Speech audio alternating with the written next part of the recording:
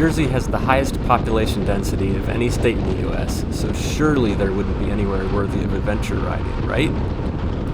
Well, if you look at this population density map, the green areas have very few people living in them, and as a result are fantastic places to explore. Today I'm going to wander around the southern part of the state along the Delaware Bay. But first, I have to knock out a few miles to get clear of the Philadelphia suburban sprawl. Sneaky, sneaky, Mr. Policeman. Here's a bus bound for Atlantic City, but sadly it's not the Atlantic City I want to go back to. Is that smoke? It smells vaguely like a campfire around here. It's a bit hazy. Definitely smoke. I wonder what's going on. I hopped off of the highway in Millville, which is an historic glassmaking town that has had a resurgence in the last 10 or so years, including the rebuilding of this theater on the right. The GPS decided to panic and freeze 30-some miles ago. It's nothing a hard reset couldn't fix.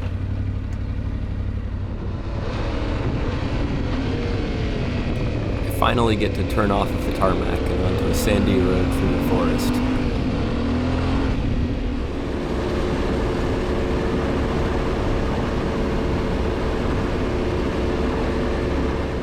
Just at the end of the sandy road is a set of old sand-loading silos in front of an operational sand pit.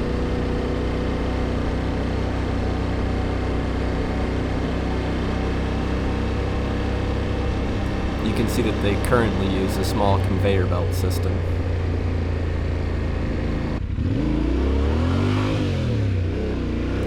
For some reason, these tracks are home to a caboose and locomotives from British Columbia, a defunct mine in Minnesota, and Long Island, most of which were built in the 1950s.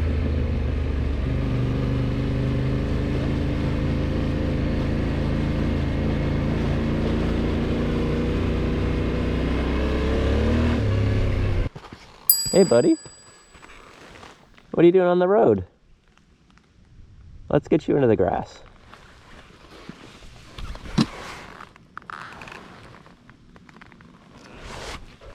Just right here. He's grumpy. He's grumpy. You go there. Okay. Let's get you across the road too, buddy. Yep.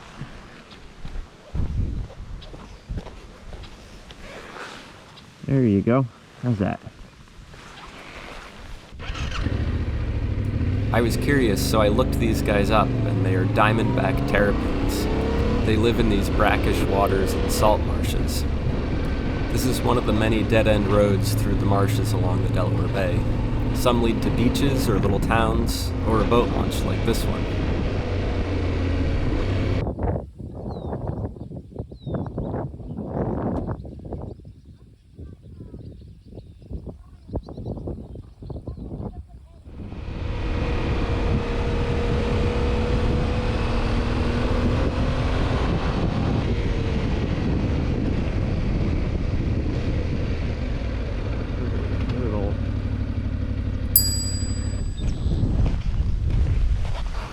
This guy has some really vibrant patterns on him, as well as a scar on his shell. There you go.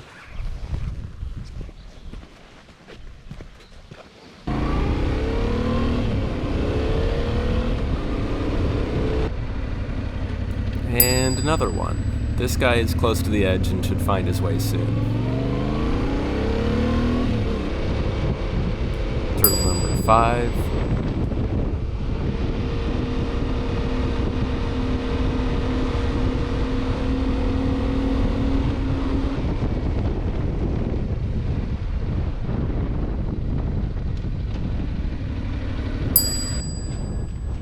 Trying to get hit.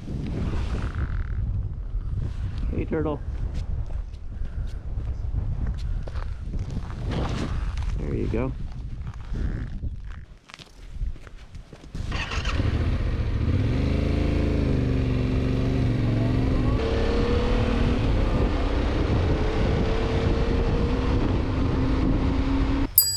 Just one more time.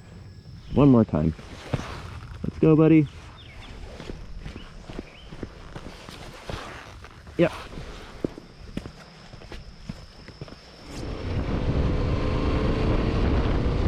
There are a lot of charming old houses in these villages. A lot of them seem like they could use a bit of work.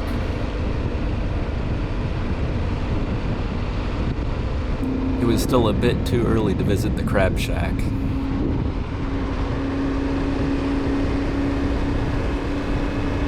I am into the marshes again on the way to an old oyster town called Bivalve. The Delaware Bay used to have an abundant oyster population. Large oyster shell piles have been found that predate the European settlers.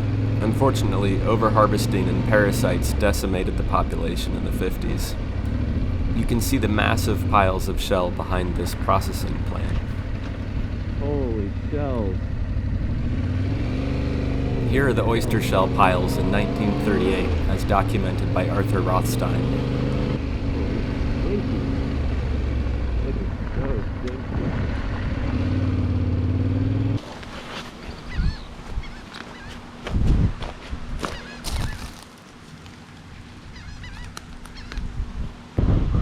Here's another great photo from that 1938 series.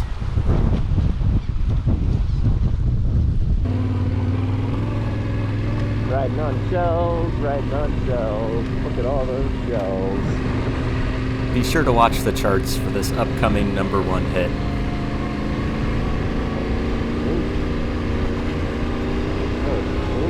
They still sail this 1928 oyster schooner. It's similar to the one in the old photograph, and you can buy a ticket for a short sailing trip.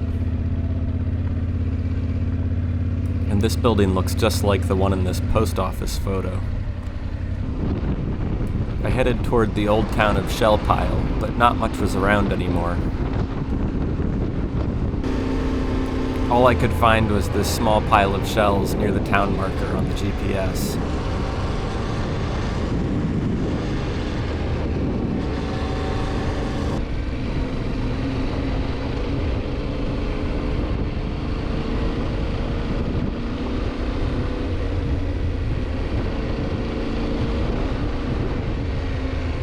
The aerial photos made it look like this road went along the waterfront, but sadly there was a gate.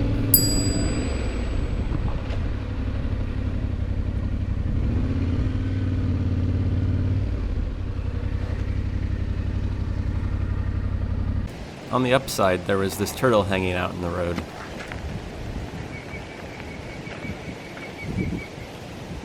I really like the spots on his neck and legs.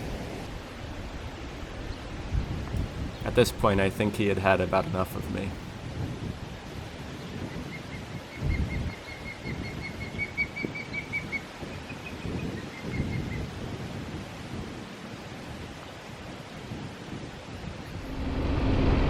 Here's another of those little towns that seems to be almost frozen in time.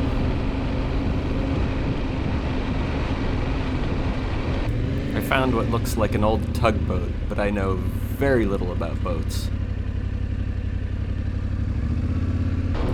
These boats look to be in a bit better shape. I follow another dead-end causeway between two brackish ponds to the riverbank opposite Shell Pile and Bivalve.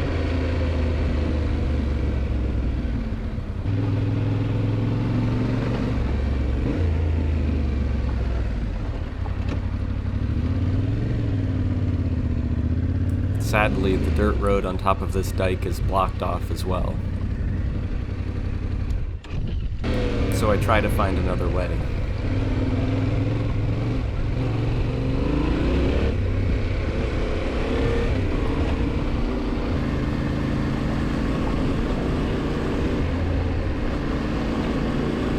A quick trip through the woods and I'm back on the levee.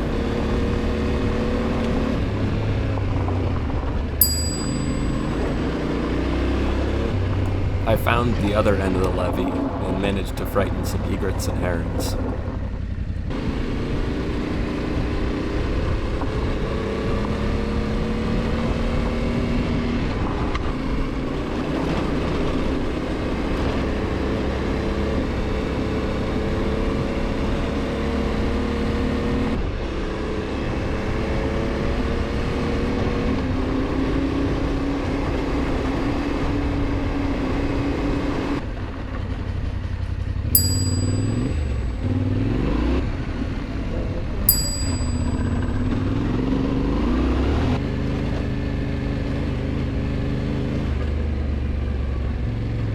Built in 1849, East Point Lighthouse is the second oldest lighthouse in New Jersey.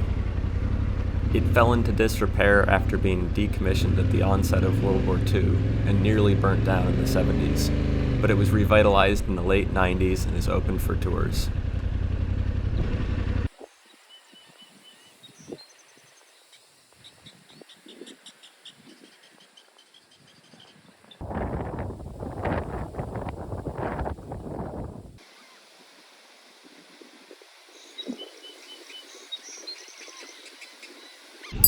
How did you get in this boat?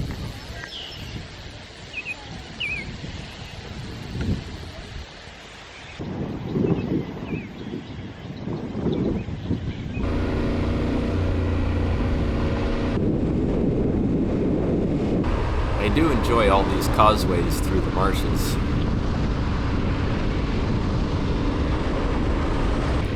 I managed to find a beach where the only access is a long dirt road.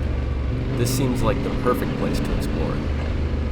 All of the reviews of the beach said the road was terrible. And they were right. But this gave me some hope that I would have it all to myself. While these puddles aren't very deep, I'm pretty sure there is saltwater because I'm surrounded by saltwater marsh and it really hasn't rained in a while. I really like this bike and I prefer not to spray saltwater into all the little nooks and crannies if I can help it.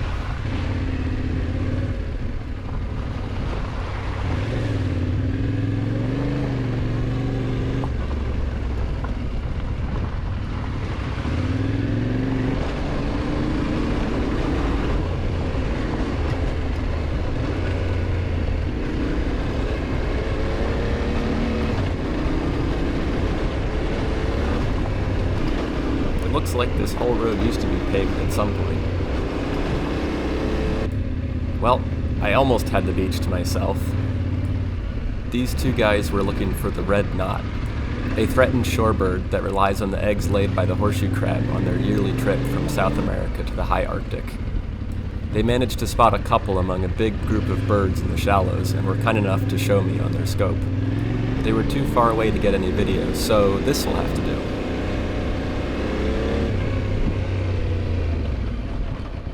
Some nice deep sand. I'll worry about that later. The beach was covered by dead horseshoe crabs that were upended by the high tide, but this guy was still hanging in there, so we got him back to the water. This is not your typical Jersey Shore beach, so it was really peaceful. That big body of water is the Delaware Bay, and the state of Delaware is about 25 miles away on the other side.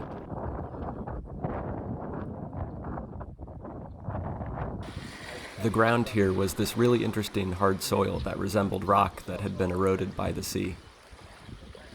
It's time to get this bike turned around and head back inland.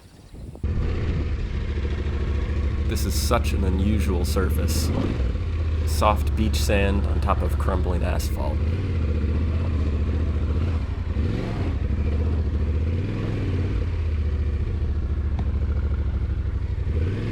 What was supposed to be an elegant elephant turn quickly became a very sloppy paddle fest.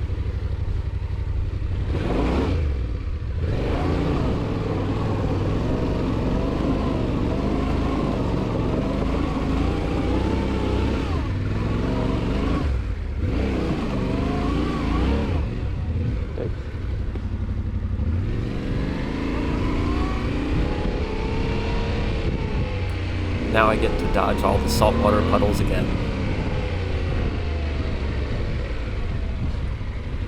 I find that the return leg of a dead-end journey always feels much faster. Perhaps that's because the element of the unknown has been removed. Is this something that you guys experience when riding dead-end tracks?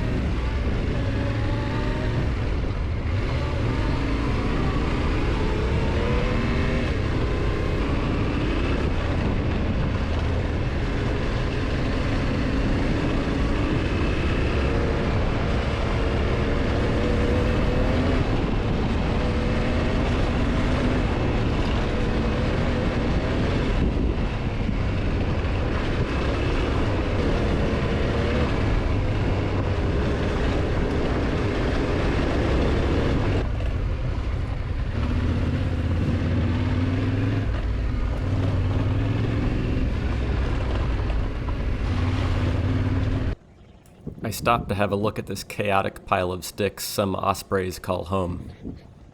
Back on dry land, I found this lovely bit of smooth, winding pavement.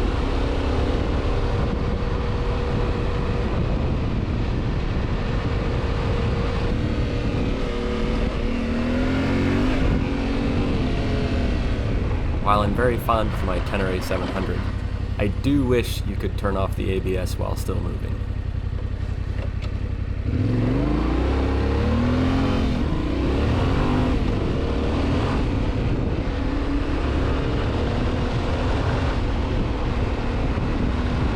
I managed to arrive at the peak of the mountain laurel bloom. These forest roads are just a joy to ride.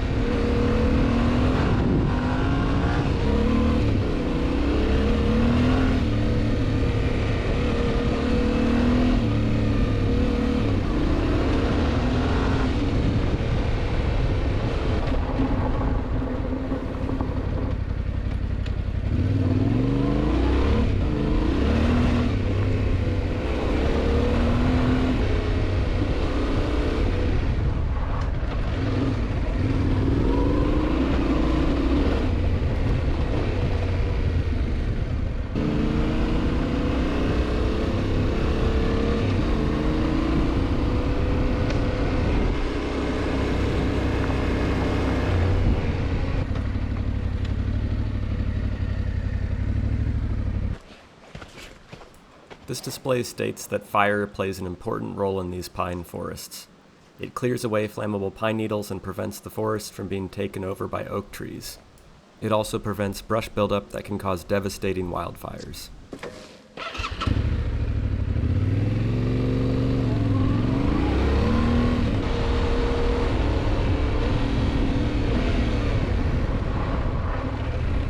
This bike is just so much fun on loose surfaces.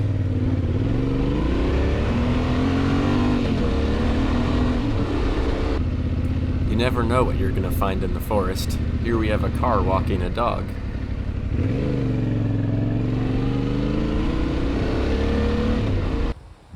Here are some well cared for train cars at an old railroad station. Quite a change from the derelict locomotives I saw earlier.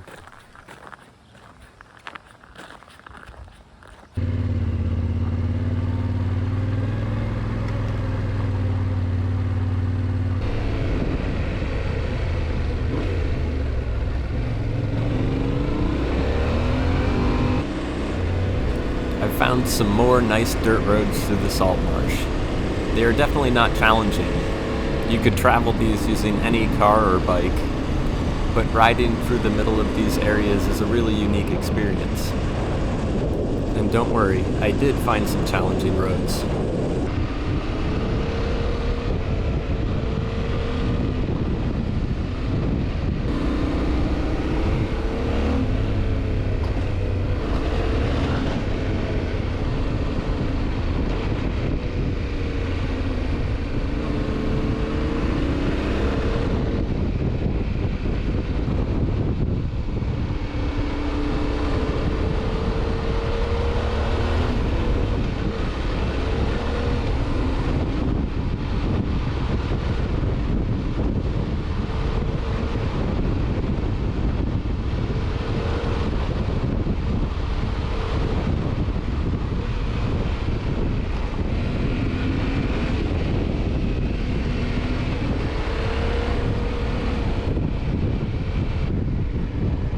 All of those little white dots in the water are swans.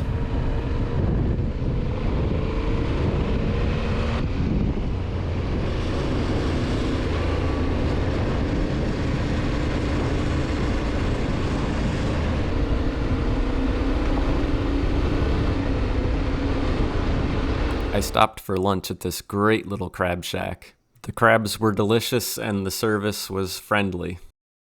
Afterwards, I decided to explore Edwin B. Forsyth National Wildlife Refuge. There's a $4 entrance fee unless you have a National Park Pass, but it seemed like an interesting place. It's a large area of wetlands, and there's a dirt road that travels between the fresh and saltwater pools and the surrounding salt marsh. I was able to see a few birds through the dirty public telescope.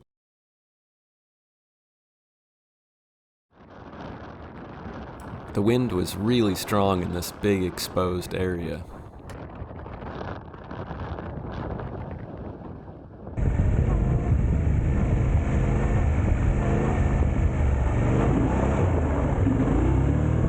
Beware of the Canada geese looking after young goslings.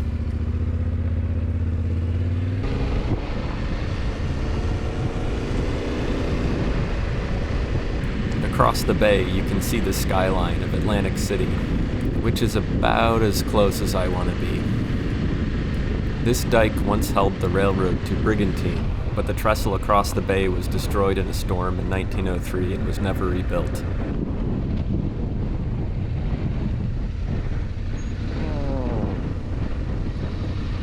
Did I mention it's super windy? What a cool looking thistle.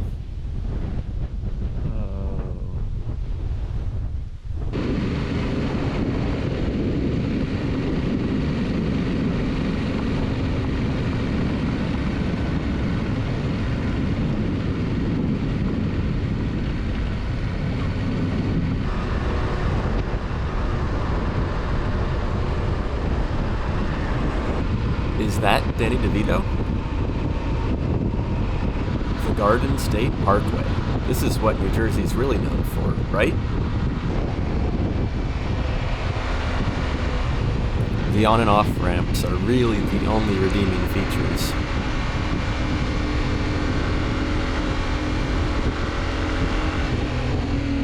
Here's a concrete champagne bottle from the 1920s. Whoa. This burnt patch looked very recent, but not very big. I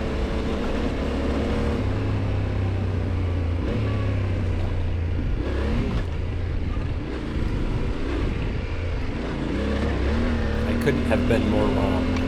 The left side of the road here is now completely charred.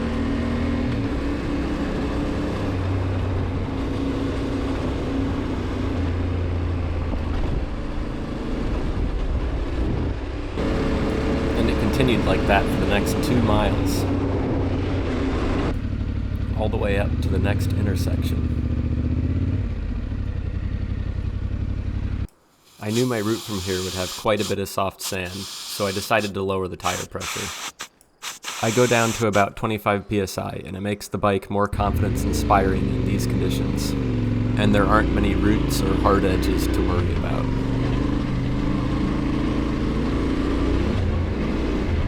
It's been a very dry spring, which makes for soft sand and more forest fires, apparently. I am going around one of the only deep puddles I saw all day.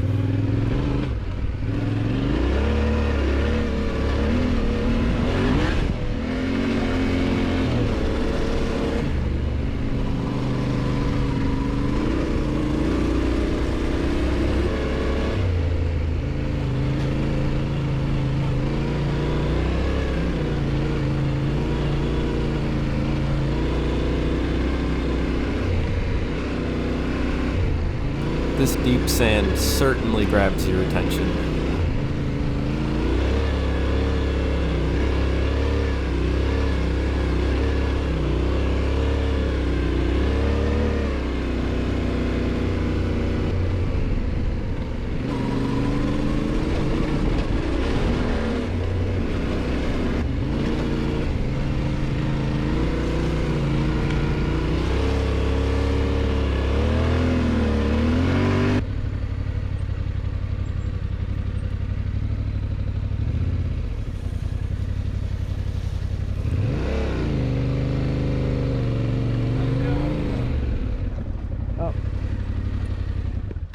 I ran into a couple firefighters and learned that this fire had started 3 days ago and had only just been fully contained.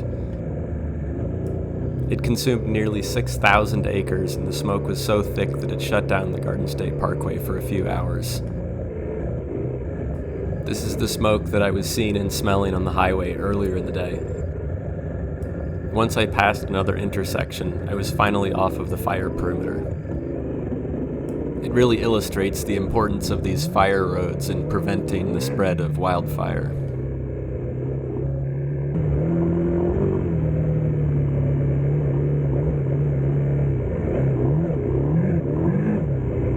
I hopped back onto the pavement to head to another state forest. The rivers around here are tea-colored from the cedar roots and iron deposits in the soil, but are remarkably clean.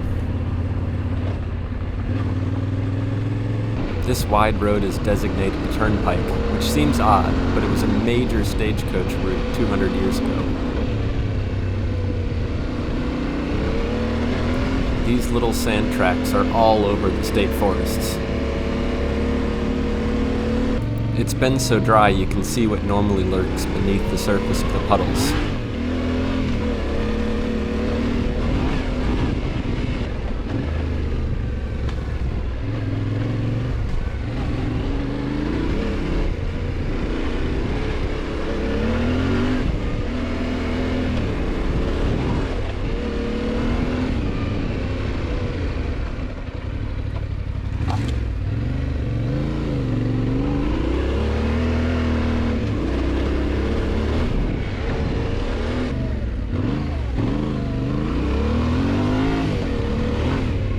This is one of my very favorite roads in the Pine Barrens. I think it was built for hunters, so it is much curvier than most of the other historic tracks.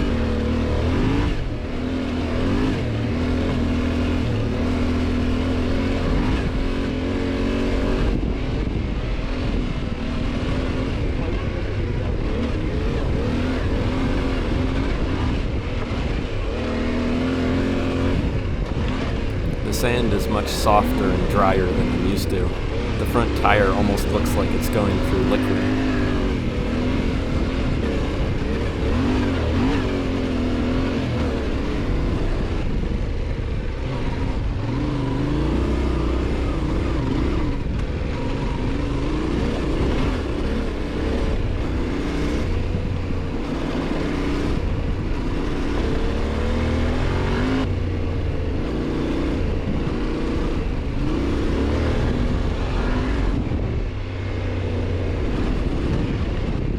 It seems that the stabilization on the Insta360 gets a little wonky when it runs out of battery.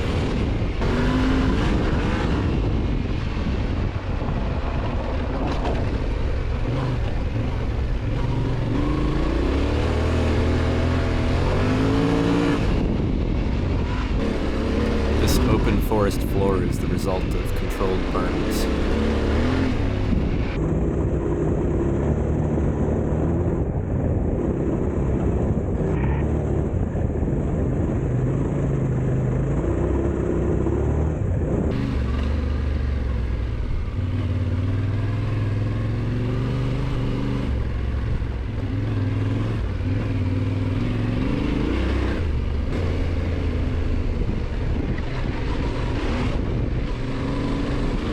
The trees on the right look like they have succumbed to wildfire. Very few still have any foliage.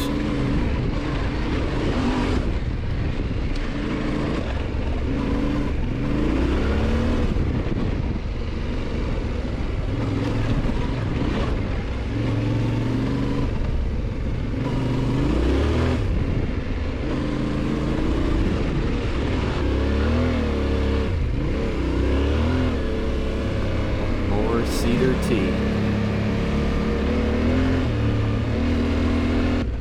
Missed my turn.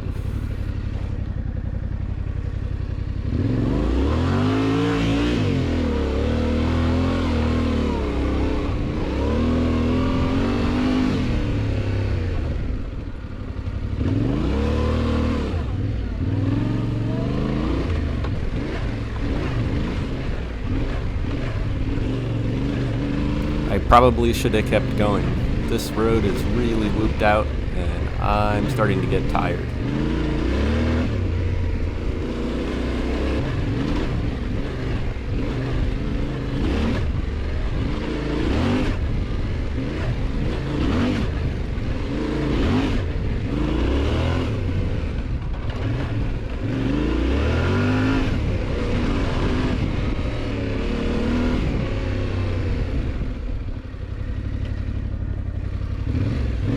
back to the main road, which is also a lot sandier and looser than I'm used to.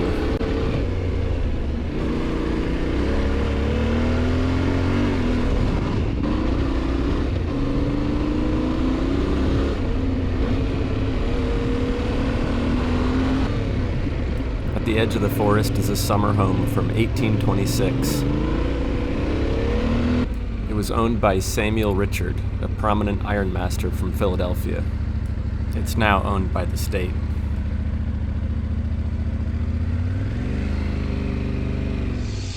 It's time to air back up and scoot home before it gets dark. Thanks for coming along. Car stereo and ice cream. What a combination.